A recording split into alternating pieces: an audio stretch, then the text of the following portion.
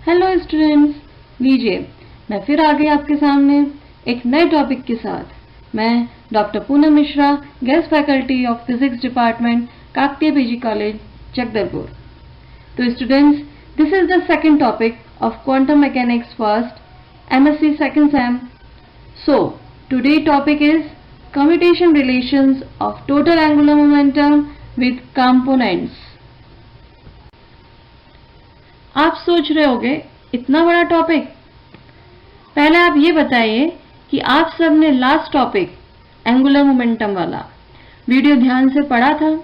यदि हाँ, तो आज हम टोटल एंगुलर मोमेंटम जे को उनके कंपोनेंट्स जैसे जेएक्स, जेवाई, जेजेड के साथ कैसे रिलेट करेंगे और कैसे फॉर्मुलेट करना है वो पढ़ेंगे। तो students, we know that total angular momentum is sum of orbital angular momentum and spin angular momentum, and orbital angular momentum is represented as L and spin angular momentum is written as S. तो total angular momentum को कैसे लिखेंगे? J equal to L plus S. तो किसी particle का total angular momentum क्या होगा? It will be J equal to L plus S. तो before going to the main topic, पहले मैं आपको दो चीजें समझाना चाहती हूँ। हमने बीएससी थर्ड में ऑपरेटर्स पढ़े थे। एनर्जी का ऑपरेटर क्या होता है? ई कैप के साथ लिखा जाता है। पोजीशन ऑपरेटर क्या होता है? एक्स के ऊपर कैप लगाया जाता है। वेलोसिटी ऑपरेटर क्या होता है? इस तरह से हमने ऑपरेटर्स पढ़ा था। हमने उस क्लास में पढ़ा था कि फिजिकल क्वांटिटीज ऑपरेटर से रिप्रेजेंट की जाती हैं। तो यहां दो टर्म्स आ रही हैं, फिजिकल क्वांटिटीज और एक ऑपरेटर। फिजिकल क्वांटिटीज क्या होती हैं? फिजिकल क्वांटिटी का मतलब होता है जब किसी ऑब्जेक्ट को, किसी सिस्टम को या किसी निकाय को जब हम ऑब्जर्व करते हैं और ऑब्जर्व करने के बाद हम उसको किस रूप में पहचानते हैं। या तो हम उसके साइज को पहचानते हैं या हम उसकी गति को पहचानते हैं। तो सिस्टम को जिस रूप में पहचाना जाता है, या तो मेजरमेंट के रूप में या मोशन के रूप में, उसको हम फिजिकल क्वांटिटीज कहते हैं, जैसे पोजीशन, मोमेंटम, एनर्जी, ऊर्जा, एक्सेट्रा। इन क्वांटिटीज को ऑपरेटर से रिप्रेजेंट किया जाता है। ऑपरेटर का मतलब यह एक मैथमेटिकल रूल है जो कि किसी फलन पर, किसी फंक्शन पर जब हम अप्लाई करते हैं इस ऑपरेटर को, तो वो फलन या वो फंक्शन दूसरे फलन में या फंक्शन में बदल जाता है। ओके, तो हम आते हैं अपने मेन टॉपिक की तरफ। दैट इज, हम पढ़ रहे थे टोटल एंगुलर मोमेंटम के बारे में। तो angular momentum, it is an important quantity not only in quantum mechanics but also in the physics. सिर्फ क्वांटम मैकेनिक्स की फील्ड में ही एक इंपॉर्टेंट क्वांटिटी नहीं है ये, फिजिक्स के क्षेत्र में भी इसका एक बहुत इंपॉर्टेंट रोल है, क्योंकि ये एक कंजर्व्ड क्वांटिटी है और किसी बंद निकाय के लिए, मतलब क्लोज्ड सिस्टम के लिए, यह एंगुलर मोमेंटम वाली क्वांटिटी हमेशा कंजर्व रहती है, कांस्टेंट रहती है। क्वांटम मैकेनिक्स की खोज से पहले एंगुलर मोमेंटम का फिजिक्स में कोई खास रोल नहीं था।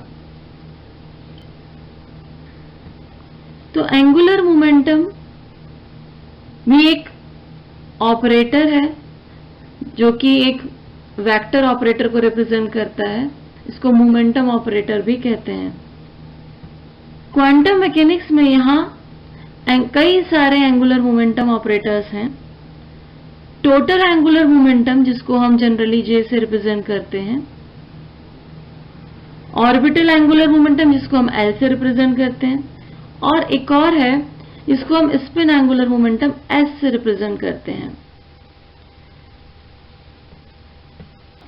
तो जे, एल और एस के साथ साथ ऐसे कई सारे ऑपरेटर हैं जिनका क्वांटम मैकेनिक्स में बहुत इंपॉर्टेंट रोल है।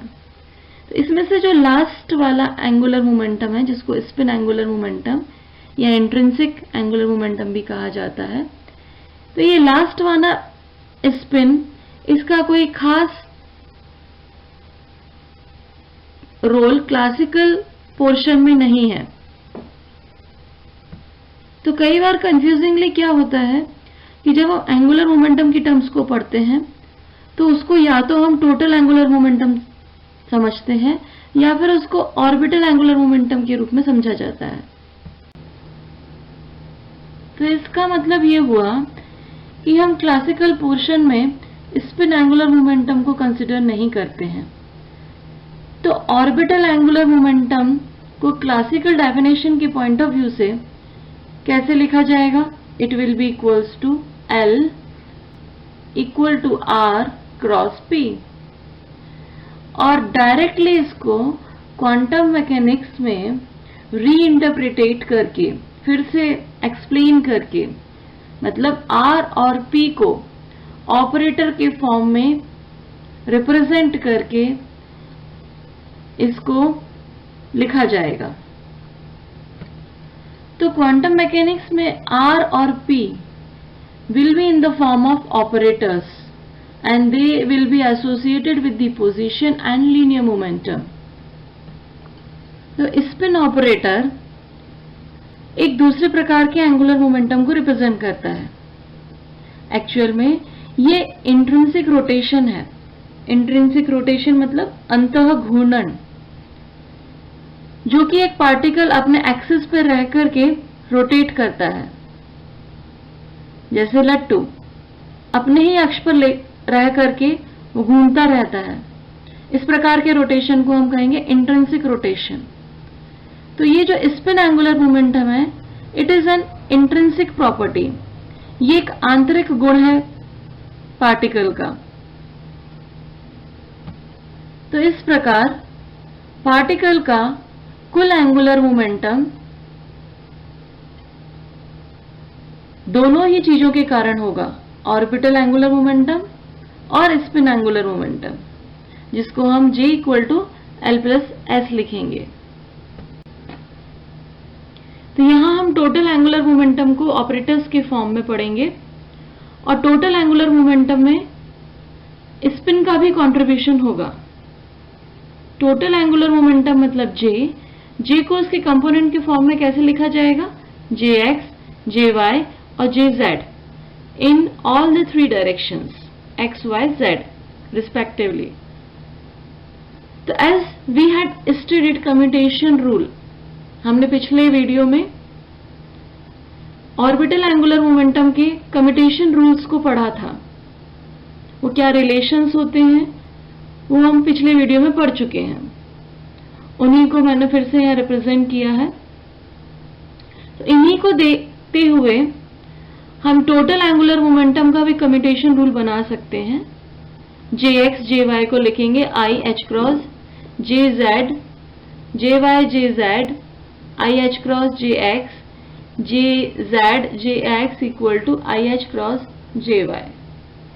x, y, z का जो लिखना है J के साथ वो उसी तरह साइक्लिक ऑर्डर में चलता रहेगा। x, y लिखा है तो इक्वल टू के उस तरफ z आएगा, इक्वल टू के लेफ्ट हैंड साइड में y और z लिखा है, साइक्लिक ऑर्डर में x बचता है, x का नंबर आएगा। इसी तरह z और x के बाद y आता है तो इक्वल टू के राइट हैंड साइड में y बचता है, y लिखेंगे। ओके, हमने ऑर्बिटल एंगुलर मोमेंटम का जो कम्यूटेशन रूल बनाया उसमें से हम h क्रॉस को इक्वल टू 1 ले लेंगे। इसका कारण क्या होगा? क्योंकि हमको मालूम है h क्रॉस होता है h अपॉन 2 पाई के बराबर।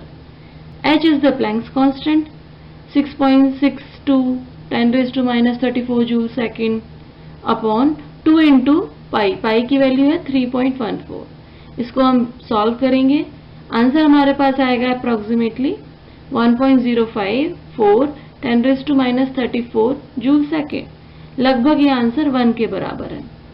तो हमने अपनी कन्वीनियंस के लिए h क्रॉस को 1 के बराबर रखा है।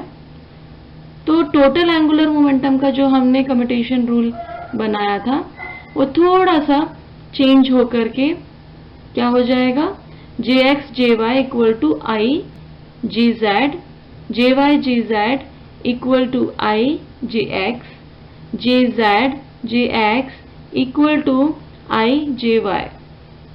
और उसका इक्विवेलेंट क्या होगा, इन तीनों का इक्विवेलेंट बनाएंगे तो रूल हो जाएगा j cross j equals to i j। Now we study commutation relations of total angular momentum with the components. तो students, total angular momentum j को उसके कंपोनेंट्स के फॉर्म में इस तरह लिखा जाता है, जो मैंने येलो बॉक्स में रिप्रेजेंट किया, equation number 1 means j square equals to j square of x plus jy square plus jz का स्क्वायर। इस तरीके से टोटल एंगुलर मोमेंटम j का स्क्वायर उसके कंपोनेंट के स्क्वायर के फॉर्म का एडिशन होगा। इन्हीं रूल्स को लेकर के यूज करके हम कुछ दूसरे कम्यूटेशन रिलेशंस को डिराइव करते हैं। Number 1, commutation of j square comma jx। अब j स्क्वायर को ऑलरेडी हमने अभी पढ़ा था कि j स्क्वायर का रिलेशन कंपोनेंट में कैसे लिखा जाता है, उसके स्क्वायर का एडिशन होता है। तो j स्क्वायर को हमने लिख दिया jx square plus jy square plus jz का स्क्वायर कॉमा jx। अब हमने हर एक कंपोनेंट को, ईच कंपोनेंट को हमने सेपरेट कर लिया jx के साथ अलग अलग कम्यूटेशन या ब्रैकेट्स में। उसको हम लिखेंगे jx square jx plus jy square jx plus jz square jx। और एक जनरल सा फॉर्मूला होता है कि in bracket a into B comma C को कैसे लिखा जाता है, a को बाहर रखें ब्रैकेट के और ब्रैकेट के अंदर रहेगा b comma C, plus a comma C यदि ब्रैकेट के अंदर है तो b ब्रैकेट के बाहर रहेगा। तो हम डिराइव करना चाह रहे थे commutation of j square comma jx को, उसको हमने 3 पार्ट में डिवाइड कर लिया, उसका नाम दे दिया a b c। In a b c part को हम अलग अलग सॉल्व कर लेंगे। जो भी आंसर आएगा हम इस इक्वेशन नंबर 2 में सब्स्टिट्यूट करेंगे और हम उसका आंसर आसानी से निकाल पाएंगे। तो पहला पार्ट a को सॉल्व करते हैं। a पार्ट क्या है, commutation of jx square comma jx। इसको हम ब्रेक कर लेंगे a b c के टर्म्स में। तो हमारा a क्या हो जाएगा jx, b क्या हो जाएगा jx और c क्या हो जाएगा jx। मतलब यहाँ a b c तीनों ही क्या है, jx है। तो जब हम इस फॉर्मूले को अप्लाई करके इसको लिखेंगे तो आंसर हमको मिलेगा 0। अब हम सॉल्व करते हैं b और c पार्ट। b और c पार्ट को हमने एक साथ सॉल्व कर लिया। b पार्ट है jy का square comma jx in the bracket plus jz square comma jx। इन दोनों को सॉल्व करते हैं तो क्या लिखेंगे हम इसको, j स्क्वायर y को a b के फॉर्म में ब्रेक कर लेंगे तो ये हो जाएगा jy into jy comma jx। तो यहाँ a b c क्या हुआ, a हो गया jy, b हो गया jy और c क्या हो गया, jx हो गया। इसी तरह सेकंड ब्रैकेट जो है मतलब c वाला पार्ट, jz का स्क्वायर कॉमा jx, उसको हमने ब्रेक किया। कैसे करेंगे, हमारे पास a क्या है यहाँ jz, b क्या है अगेन jz क्योंकि स्क्वायर लिखा हुआ है ना, और c क्या है jx है। इसमें ये जनरल फॉर्मूले को अप्लाई करके इसको हम लिखेंगे इस तरीके से। और हमको मालूम है, हमने कम्यूटेशन रूल्स में पढ़ा है कि the commutation of jy comma jx answer क्या आता है minus I H cross jz, और commutation of jz comma jx answer क्या होगा? Minus I H cross j Y. इससे पिछली स्लाइड में, जस्ट पहले वाली स्लाइड में आप ये फॉर्मूलेस देख सकते हो। यहाँ सब्स्टिट्यूट करेंगे तो you will get the answer 0।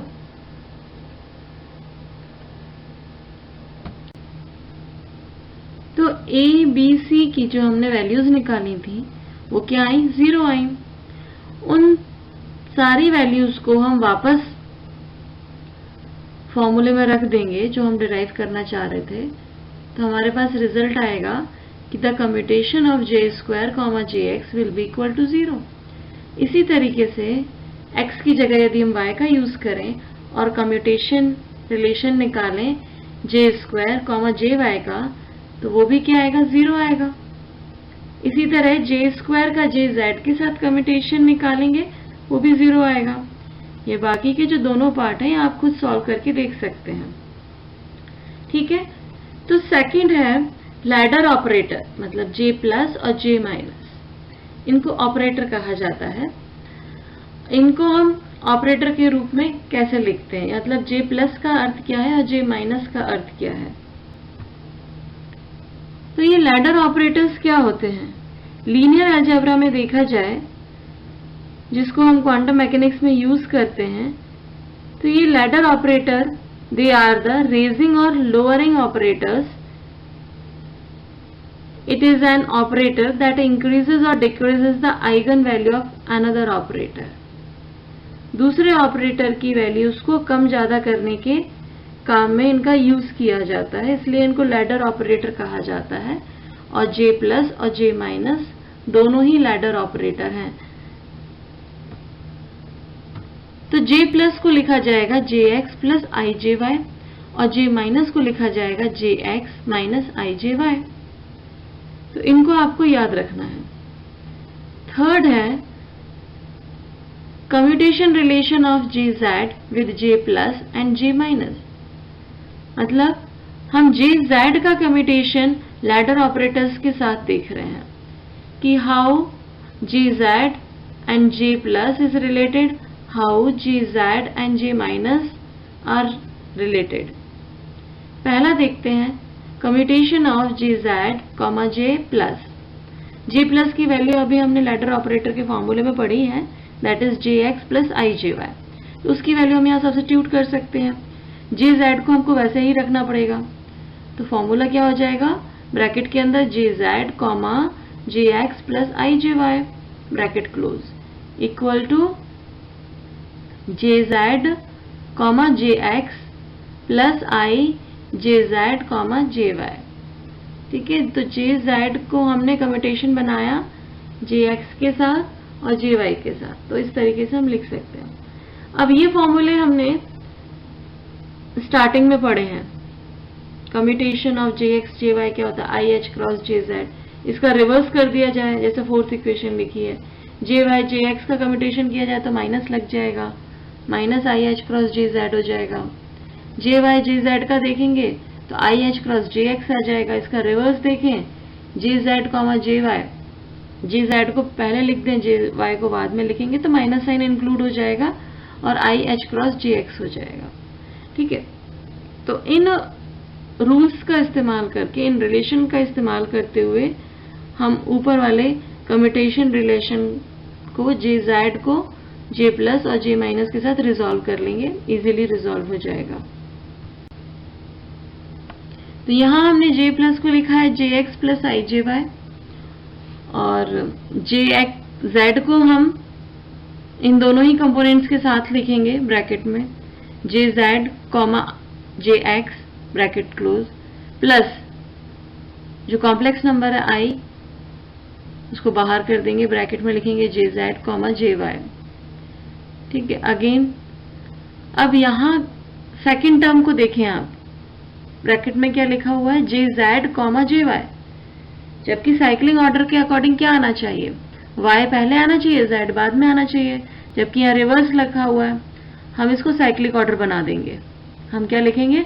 J Y कर देंगे कॉमा जे जेड कर देंगे, पर ऐसा करते समय हमको सामने माइनस साइन लगाना पड़ेगा। ठीक है, तो ये क्या हो जाएगा? ब्रैकेट में जे जेड कॉमा जे एक्स ब्रैकेट क्लोज माइनस आई जे वाई कॉमा जे जेड। ठीक है, नेक्स्ट स्टेप क्या होगी? अब हमको कम्यूटेशन पता हुआ है, पता है हमको पहले का कम्यूटेशन रिलेशन का आंसर क्या होगा? जे जेड कॉमा जे एक्स का क्या होगा? I H cross j Y. Okay, minus का माइनस आ जाएगा, आई का आई आ जाएगा, वाई और जेड साइक्लिक ऑर्डर में है तो आंसर क्या आएगा? I H cross J x. ठीक है, अब आई इंटू आई क्या होता है? आई स्क्वायर होता है। आई स्क्वायर क्या होता है? -1 होता है।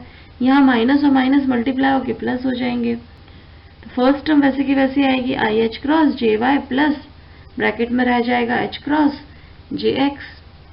ठीक, एच क्रॉस दोनों टर्म में कॉमन आ रही है, एच क्रॉस हम सामने ले लेंगे। ठीक, अब क्या बचा ब्रैकेट में? जे एक्स प्लस आई जे वाई। ये जे एक्स प्लस आई जे वाई क्या है? ये लैडर ऑपरेटर है। कौन सा वाला? प्लस वाला जो इंक्रीज करता है। तो इसको हमने लिख दिया जे प्लस। हमारे पास आंसर क्या आया कि यदि हम कम्यूटेशन सॉल्व करते हैं जे जेड को लैडर ऑपरेटर जे प्लस के साथ, तो आंसर क्या आता है? एच क्रॉस आएगा, साथ में जे प्लस भी आएगा। इसी तरीके से अब हम जे जेड का कम्यूटेशन लिखेंगे जे माइनस लैडर के साथ। इसको रिजॉल्व करके देखिए आप, आंसर क्या आ रहा है? यहाँ आंसर आ रहा है माइनस आएगा, एच क्रॉस आएगा और जे नेगेटिव आएगा। मतलब जिस लैडर ऑपरेटर के साथ आप सॉल्व करेंगे कम्यूटेशन रिलेशन में, आंसर में भी वही लैडर ऑपरेटर आएगा पर एच क्रॉस के साथ आएगा। तो दोनों का हमने कंक्लूजन क्या निकाला? दोनों रिजल्ट से हमको कंक्लूजन ये मिलता है कि commutation relation of J Z with the J plus या J minus, we will get the answer minus H cross J plus J minus. Plus रहेगा तो प्लस के फॉर्म में आंसर मिलेगा, माइनस रहेगा तो माइनस के फॉर्म में आंसर रहेगा। तो चलिए हम नेक्स्ट कम्यूटेशन रिलेशन देखते हैं लैडर ऑपरेटर का आपस में। J plus and J minus when mutually commutate with each other. तो क्या होगा? Commutation of J plus comma J minus. J plus को हम क्या लिखते हैं? जे एक्स प्लस आई जे वाई, कॉमा जे माइनस को क्या लिखते हैं? जे एक्स माइनस आई जे वाई। ओके, अब हम यहाँ एसोसिएटिव रूल जानते हैं। ए प्लस बी ब्रैकेट के अंदर इंटू दूसरे ब्रैकेट में बी सी प्लस डी। फिर हम ब्रैकेट खोलने के लिए क्या करते हैं? ए का मल्टीप्लिकेशन सी के साथ क्रॉस मल्टीप्लाई करके 4 कंपोनेंट के फॉर्म में आंसर आता है। ठीक है, इसी तरह हम इसके भी 4 रिजल्ट्स बनाएंगे, 4 टर्म्स आएंगी जब हम इसको सॉल्व करेंगे। तो पहला जे एक्स को जे एक्स के साथ ब्रैकेट में लिखेंगे, माइनस आएगा, फिर आई कॉमन ले लेंगे और जे एक्स का रिलेशन जे वाई के साथ। इसी तरीके से सेकेंड टर्म आई जे वाई की, आई को बाहर रखेंगे, जे वाई को ब्रैकेट के अंदर कॉमा जे एक्स प्लस जे वाई कॉमा जे वाई। ठीक है, अब जे एक्स क्योंकि सेम कंपोनेंट है तो उसका कम्यूटेशन क्या हो जाएगा? 0 हो जाएगा। डिफरेंट होता तो आंसर हम आई एच क्रॉस करके समथिंग लिखते, बट यहाँ दोनों ही कंपोनेंट क्योंकि एक्स है तो इसका आंसर क्या होगा? 0 होगा। सेकेंड टर्म देखें, माइनस का माइनस आएगा, आई का आई आ जाएगा, ब्रैकेट में लिखा है जे एक्स कॉमा जे वाई। इसका आंसर क्या होगा? आई आएगा, एच क्रॉस आएगा और जे जेड आएगा। इसको हम आगे जाके सॉल्व कर लेंगे। थर्ड टर्म में क्या आएगा? प्लस आई लिखा है, जे वाई लिखा है, कॉमा जे एक्स लिखा है, पर वाई के बाद जो एक्स लिखा है ये साइक्लिक ऑर्डर में नहीं है, इसको हम साइक्लिक ऑर्डर बनाएंगे।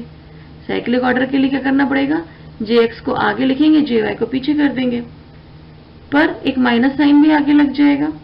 तो क्या होगा? माइनस आई ब्रैकेट में जे x comma J Y. Fourth term देखें, फोर्थ टर्म में अगेन रिपीटिंग कंपोनेंट है, J Y comma J Y. Answer क्या होगा? 0 होगा। तो फर्स्ट टर्म 0 हो गई, फोर्थ टर्म 0 हो गई। सेकेंड और थर्ड टर्म आपको सॉल्व करना है। इसको इजीली सॉल्व कर सकते हैं आप। कैसे? jx jy, सेकेंड टर्म में भी कम्यूटेशन रिलेशन बन रहा है jx jy का, थर्ड टर्म भी बन गई jx jy, तो ये क्या हो जाएगा? -2 times of i jx jy। jx jy का क्या आंसर होता है? i h cross jz, answer आ गया -2i ब्रैकेट में i h क्रॉस jz। तो हमने ये सीखा कि लैडर ऑपरेटर को जब म्यूचुअली कम्यूटेट करते हैं तो आंसर क्या आएगा? 2 h क्रॉस और jz। ठीक है, ये थोड़ा सा आपको माइंड में बिठाना पड़ेगा, याद रखना पड़ेगा। अब हम नेक्स्ट कम्यूटेशन रिलेशन देखते हैं जे स्क्वायर का लैडर ऑपरेटर्स के साथ, J square with j plus and J square with J minus. तो हमने इसको दो पार्ट में डिवाइड कर लिया। पहला है commutation of j square with j plus. Okay, J plus का आंसर हम जानते हैं जे एक्स प्लस आई जे वाई, जे स्क्वायर को हमने एज इट इज ही रहने दिया ना। अब क्या करेंगे? जे स्क्वायर को पहले जे एक्स के साथ कम्यूटेट ब्रैकेट में लिखेंगे, प्लस आई को बाहर रखेंगे, फिर जे स्क्वायर को जे वाई के साथ ब्रैकेट में लिखेंगे। अब इसको सॉल्व करते हैं। तो अभी कुछ स्टेप्स पहले या पिछली स्लाइड्स में हमने आंसर निकाला था कि commutation of j square with J x, सबसे फर्स्ट रूल निकाला था हमने ये। जे स्क्वायर का जब जे एक्स के साथ कम्यूटेशन सॉल्व किया था तो आंसर 0 आया था। जे स्क्वायर का जे वाई के साथ सॉल्व किया था तो भी 0 था। जे स्क्वायर का जे जेड के साथ सॉल्व किया था तो भी आंसर 0 था। तो इसका मतलब ये जो दोनों ब्रैकेट में कंपोनेंट्स लिखे हुए हैं, इनका आंसर क्या आएगा? 0 आएगा। तो ओवरऑल रिजल्ट क्या हो गया? 0। मतलब जे स्क्वायर का जो कम्यूटेशन रिलेशन है जे प्लस के साथ वो 0 रहेगा। इसी तरह सेकंड पार्ट देखते हैं, जे स्क्वायर का रिलेशन जे माइनस के साथ, ये भी 0 आ रहा है। तो जे स्क्वायर का रिलेशन लैडर ऑपरेटर के साथ विल ऑलवेज बी 0। तो ये कुछ कम्यूटेशन रिलेशन है जो आपको याद रखने हैं। ये कम्यूटेशन रिलेशन कुछ मैथमेटिकल रूल की तरह है। जैसे हम अलजेब्रा पढ़ते हैं, अलजेब्रा में a प्लस बी का स्क्वायर क्या होगा, a plus B into B plus C का मल्टीप्लिकेशन क्या होगा। इसी तरीके से ये कम्यूटेशन रिलेशंस भी बनाए गए हैं ऑर्बिटल एंगुलर मोमेंटम के, टोटल एंगुलर मोमेंटम के, जिनको आप ध्यान से पढ़ें, समझें और याद रखें। तो आज जितने भी हमने कम्यूटेशन रिलेशंस पढ़े हैं टोटल एंगुलर मोमेंटम के और उनके कंपोनेंट्स के साथ या लैडर ऑपरेटर्स के साथ, वो सारे के सारे मैंने इन पॉइंट्स में लिख दिए हैं। तो यह आपके लिए टोटल याद रखने में आसानी भी हो जाएगी। इनको आप ध्यान से पढ़ें, याद रखें, प्रैक्टिस करें। तो थैंक यू स्टूडेंट्स। आशा करती हूँ कि आपको मेरा वीडियो समझ में आया होगा।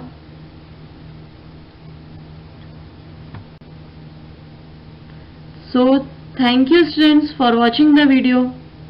आशा करती हूँ कि आपको मेरा ये वीडियो समझ में आया होगा।